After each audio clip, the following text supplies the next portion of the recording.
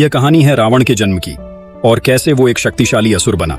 उससे पहले अगर आपको यह जानना है कि रावण पिछले जन्म में कौन था, तो नीचे दिए गए लिंक पर क्लिक करें।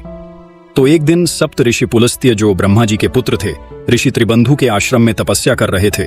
उस आश्रम में अप्सराएं भी आया करती थीं और बेहद शोरगुल रहता था। तो इससे तंग आके पुलस्त्य ने बोला कि जो भी स्त्री अभी मेरे सामने आई तो वह गर्भवती हो जाएगी।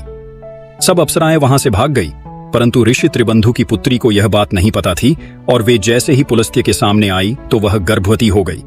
इसके बाद ऋषि त्रिबंधु ने ऋषि पुलस्त्य से अनुरोध किया कि क्योंकि ब्रह्मा जी ने वैसे ही पुलस्त्य ऋषि को संसार बढ़ाने का काम सौंपा है, तो कृपया करके वह उनकी पुत्री से विवाह कर लें। तो उनका विवाह हुआ और उससे एक पुत्र का जन्म हुआ, जिनका नाम ऋषि विशर्वा पड़ा। ऋषि विशर्वा का पहला विवाह इल्विदा से हुआ, जिससे कुबेर का जन्म हुआ, जो आगे जाके लंका पे राज किए। दूसरी ओर 3 दानव हुआ करते थे, जिनका नाम था सुमाली, माली और माल्यवान, जिन्हें ब्रह्मा जी से आशीर्वाद प्राप्त था और उन्होंने विश्वकर्मा से लंका की स्वर्ण नगरी बनवाई और उस पर राज कर रहे थे। एक युद्ध में भगवान विष्णु ने माली का संहार किया, जिससे भयभीत होकर सुमाली और माल्यवान पाताल आदि लोकों में भाग गए।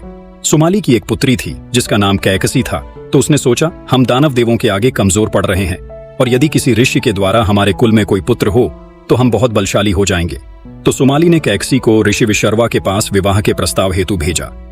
कैकसी विशर्वा के समक्ष गई और कहा कि उसे उसके पिता ने आपसे विवाह के लिए भेजा है।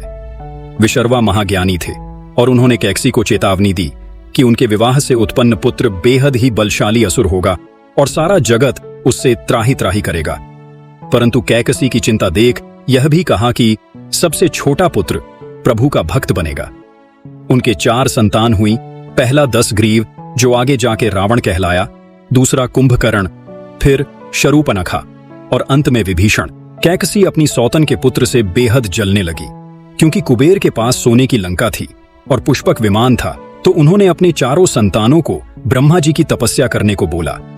चारों ने भीषण तपस्या की और अंत में जब ब्रह्मा जी प्रसन्न हुए तो दशग्रीव ने यह वरदान मांगा कि कोई भी देव, भगवान, नाग और ऐसे ही कई नाम लेके कि इनमें से कोई मुझे मार न सके। अपने घमंड में आके दशग्रीव ने मानव और बंदर का नाम नहीं लिया, क्योंकि उसको लगा यह तो तुच्छ जीव है। कुंभकर्ण वैसे ही बहुत ताकतवर था, तो ब्रह्मा जी के अनुरोध पर सरस्वती माता उसकी जीभ पे बैठ गई और उसने गलती से निंद्रा का वरदान मांग लिया। शूर्पणखा ने यह वरदान मांगा कि वह अपना रूप रंग बदल सके, और विभीषण तो बस प्रभु की भक्ति करता रहूं यह मांग लिए। इसके बाद अपनी अर्जित शक्तियों से दशग्रीव ने कुबेर से लंका भी छीन ली और उस पर राज करने लगा। बाद में कुबेर हिमालय में बदरीक आश्रम के पास एक पर्वत पर रहने लगे।